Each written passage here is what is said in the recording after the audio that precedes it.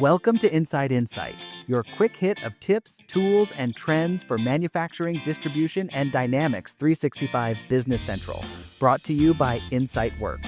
Okay, let's dive into the latest updates for a pretty key piece of software for manufacturers using Business Central, Shop Floor Insight. Right. We're specifically looking at version 7.14 today, using those enhancement notes you shared. Exactly.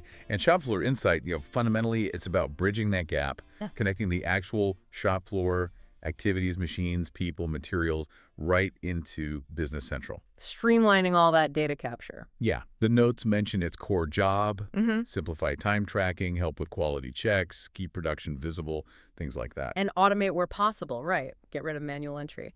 The notes for 7.14 seem to really stress this isn't just a random feature dump. No, not at all. They say it's about pushing productivity, user experience, efficiency, taking it to the next level based on what users were actually saying. And that's the crucial bit, I think. They've clearly listened to feedback from the field, where the daily friction happens. Yeah. So instead of maybe flashy new modules, it's more about refining that core experience, making the everyday stuff better. Perfecting the basics. That often gives the biggest bang for the buck.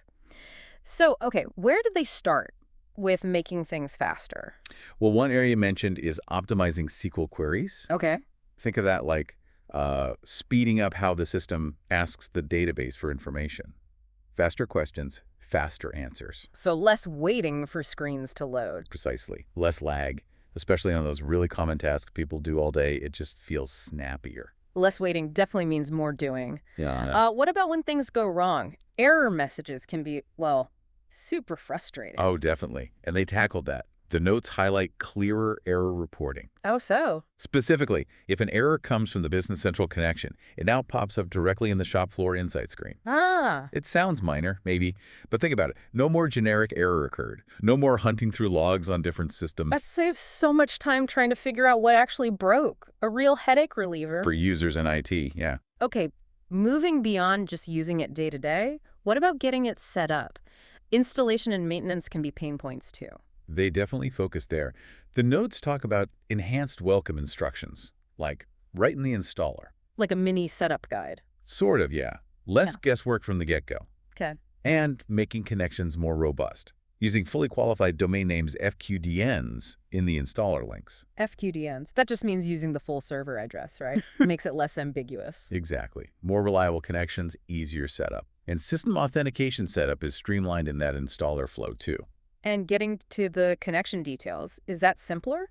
Yes, they added new buttons, direct links to the Windows Credential Manager. Oh, handy. So no more digging around trying to find where those passwords or connection details are stored if you need to check or update them. Fewer clicks. Shaving off those setup seconds, it really adds up. Any specific operational tweaks beyond speed and setup? There's a good one for service orders. The notes say time card lines linked to a service order now automatically update or even clear out When? if the related service line gets deleted back in Business Central. Ah, okay. So no more orphan time entries needing manual cleanup. Right.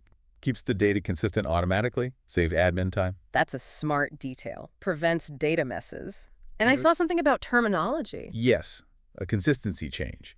What used to be called jobs in Shop Floor Insight is now consistently called projects. Why the change? It just aligns better with how Business Central itself evolved its language, moving towards standard project accounting terms.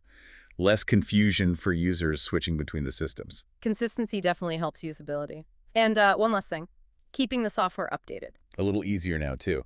They put a direct download link for the latest installer right inside the shop floor setup wizard. Oh, nice. So you don't have to go hunt for it on a website. Exactly. It's right there when you're already in the setup or config area. Makes staying current much simpler. Okay, so wrapping this up, version 7.14, based on these notes, it really feels like it's about those practical improvements. Making it faster day to day, less frustrating when errors happen, and way simpler to install and maintain. That's the heart of it. These aren't just random tweaks. They seem like direct answers to user feedback, focused on smoothing out the workflow. So for you listening in, the bottom line is these changes aim to save you time, cut down on confusion whether you're on the floor or setting things up, and just make your operational data more accurate. Which leads to a good question to ponder, doesn't it?